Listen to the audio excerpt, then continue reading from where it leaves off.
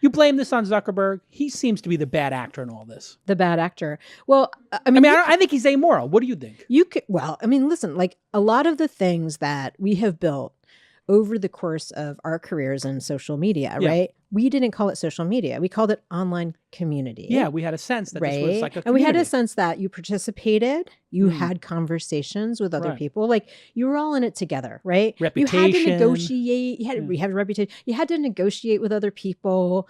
You were your whole self online. You weren't just kind of giving your highlights reels.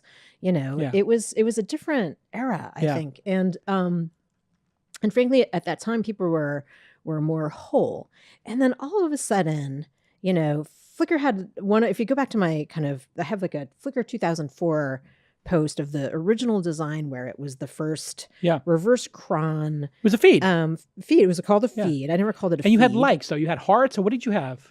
There were comments for sure. Yeah, there were definitely comments and tagging. And it would let you know when your photo had been tagged or people in your network had actually uploaded photos or interacted with your things in some way. And what happened on Facebook, and I think this was very significant, is that they made it so that what got the most attention rose to the top. Right. The algorithm. And everybody, when that algorithm started working, everyone was like, red flag, right? Because what gets the most attention is not necessarily the thing that you want to see, right? Car crashes get a ton of attention. Bar fights get a lot of attention. Bar fights, you know, naked people. Naked people on meth on Turk Street get a lot of attention in San Francisco. Get a lot of attention, right? Yeah. And doesn't mean you want to do it. It doesn't mean that you should do that. Yes. And the other thing too is that then after making it possible for creating attention garnering content to rise to the top,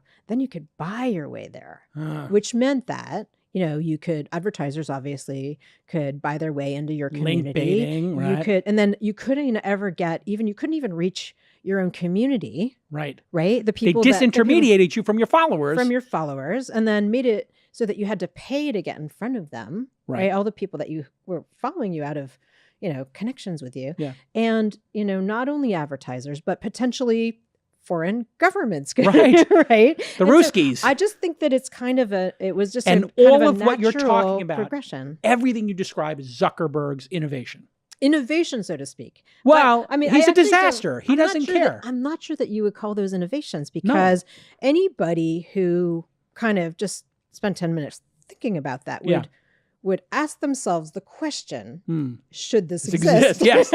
And frankly, go through You met Zuckerberg?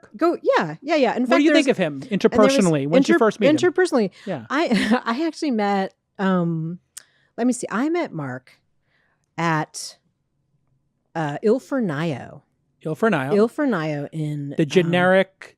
Italian chain restaurant in Palo Alto when he first moved Facebook out from Boston. Right. Sean Parker was running him around town. And Sean Parker was running him around town. And I was lunching with him on behalf of Yahoo Corp Dev. Oh.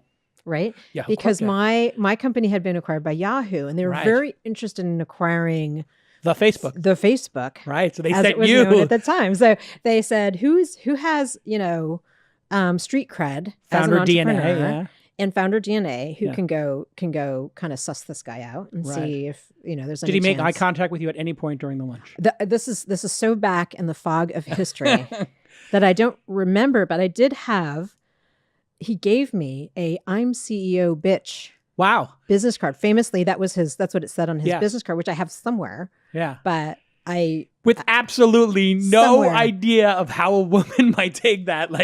Thinking, so there's that. And then the second time that I met with him, and it was funny because right before that I was going to Davos and he and I were on a panel together. Oh boy. At Davos. And so that was, I think, the second time that I spent time with him. And then... Were they public by then or they're just emerging? No, I think it was still emerging. Yeah. It was still emerging.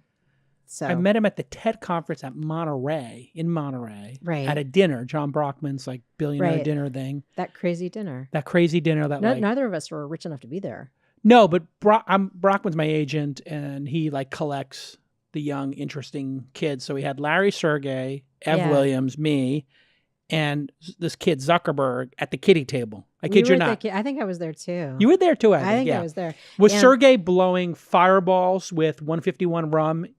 Yes. You remember? Okay, so that was that. Laurie Park and Sergey. Park. It was Laurie Park. They were blowing fireballs. Right. And Brockman comes up to me. He's like, can you talk to your friend Sergey? He's going to light this place on fire. He was acting like a child. I got Marvin Minsky over here and Ted Leonsis and Bill Gates, and he's going to start a goddamn fire. So I had to go talk to Sergey. They're going to lose their eyebrows.